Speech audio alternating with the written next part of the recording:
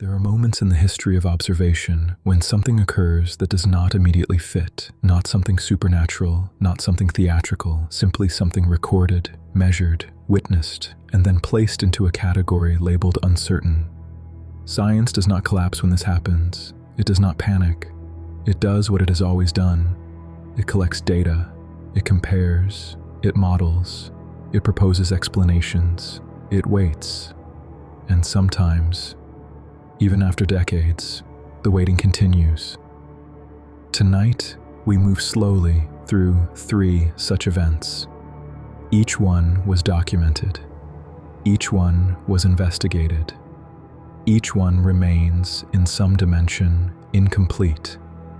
Not because nothing is known, but because not everything is. Early morning, June 30th, 1908, Central Siberia, near the Podkamennaya Tunguska River, remote forest, sparse population. At approximately 7:17 a.m., witnesses across hundreds of kilometers observed a bright object crossing the sky. It was described as blue-white. Some said it left a glowing trail. Others reported that the sky briefly brightened. Moments later, an explosion. The shock wave knocked people off their feet more than 60 kilometers away. Windows shattered in distant settlements. Reindeer were killed. Forest ignited. Approximately 80 million trees were flattened across 2,000 square kilometers. No impact crater was found. For days afterward, night skies across parts of Europe remained unusually bright. In London, newspapers reported that one could read outdoors at midnight without artificial light. The event became known as the Tunguska explosion. The first scientific expedition did not reach the site until 1927. Nearly 2 decades had passed. What investigators found was unusual. Trees were laid out in a radial pattern, as though pressed down from above. Near the center, some trees remained standing. They were stripped of branches, charred, upright, still no crater, no large fragments, only devastation, only aftermath. The leading explanation today is that a meteoroid or comet fragment entered the atmosphere, estimated size roughly 50 to 60 meters. Rather than striking the ground, it likely exploded in the air at an altitude between 5 and 10 kilometers, an airburst. When a cosmic body enters Earth's atmosphere at high velocity, immense pressure builds in front of it. If structural integrity fails, it disintegrates violently. Energy is released, comparable to a large thermonuclear detonation.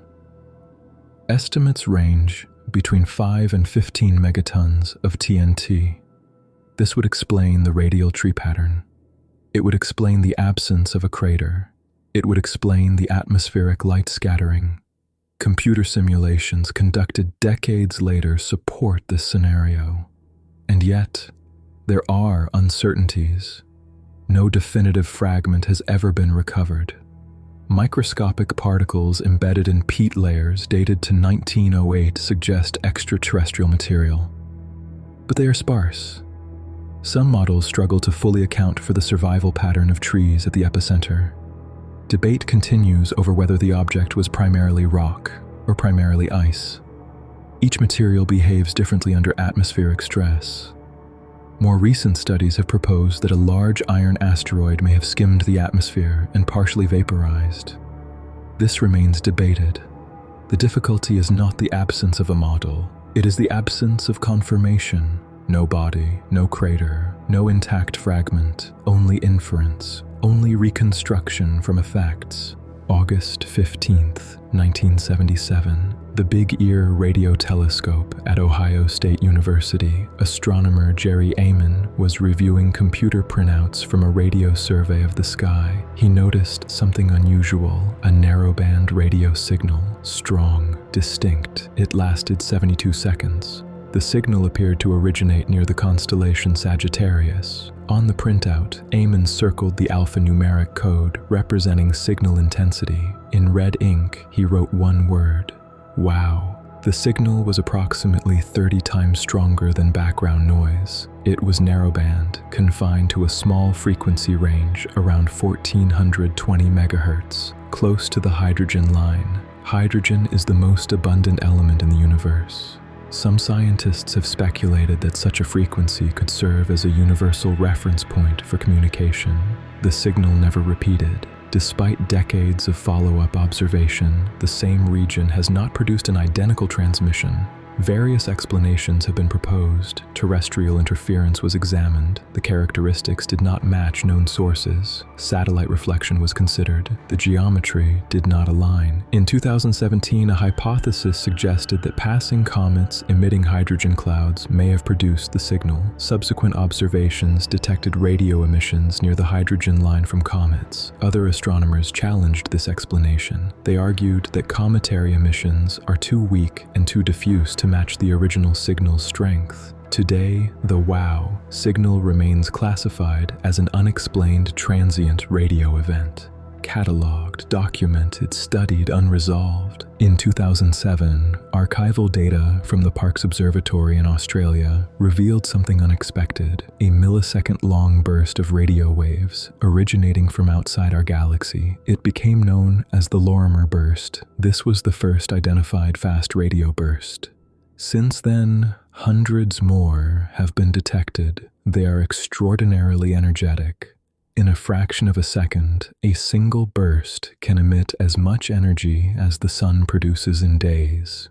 For years, their origin was unknown. Speculation included neutron-star collisions, black hole activity, other extreme astrophysical processes. In 2020, an important development occurred. A fast radio burst was detected from within our own galaxy. It was traced to a magnetar, a neutron star with an extremely strong magnetic field. This provided strong evidence that at least some FRBs originate from magnetars. And yet, not all FRBs behave identically. Some repeat, some do not. Some display periodic cycles. Others appear singular. Understanding has advanced. Classification remains incomplete. Each detection expands knowledge.